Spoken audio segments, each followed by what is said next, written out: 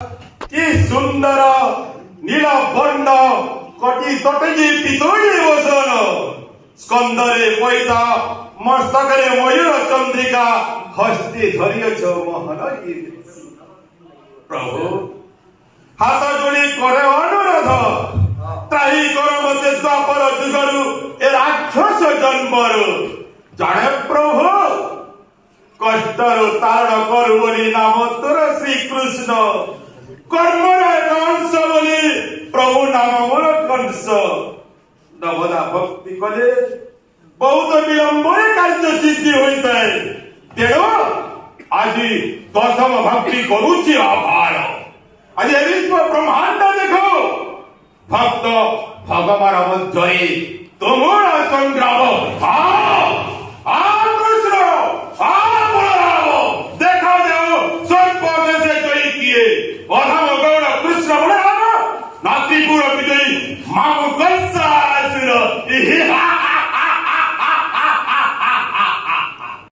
कौन कहिले देव की कोटि कोटि करी पुत्र करी विनाश कहे सही देव बाड़ी हेरे कंस तू जाके पद पड़ी गिरे बसई गयो तू सही देव के अष्टम गर्भ मृत्यु कारण ना मानवी सत्य न्याय धर्म यदि मुझे पुराण पृष्ठ लेकर परिचित चरित्र निश्चय हृदय कहली तर अष्टम गर्भर संतान ये से देवकी अष्टम गर्भर संतान जे कि त्रिपुर विजयी कंसासुर साक्षी अच्छी मरण रहस्य ऋषिर अच्छी अभिशाप जिनी नहीं गोपनाग्रे बही जदि जिनी गोपनाग्रे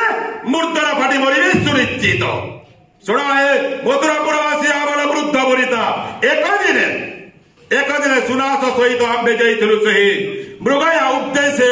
से गोमत गिरी को यही समय उपविष्ट हेलु जे गोमत ऋषिंकर आश्रम तटल दिश को ससम्मान ससहित से मृग छाल दे उपविष्ट हेलु भ्राता सुनास एवं कंस यही समय में एक गंडा प्रवेश कला आश्रम मध्य को मने मने भाविले महाराजा कंस सीजे घेरी जीवी ए मृग गंडा गुटी को बारंबार काकुति मिनत ये कंस कहले हे महर्षि ए गंडा गुटी को घेरी जीव मथुरा राज्य को मना कले गोमत जे ऋषि रजा होई तबे जदि भक्षक होइब ताहले राज्य चलिब कि मरी काहेकि परार्थरे बनाइछ मन शुणिले नाही से कंस बारंबार क्रोधान्वित होई गंडा गुटी को घेरी आसिले मथुरा कटके एही समय देले सही अभिशाप रे कंस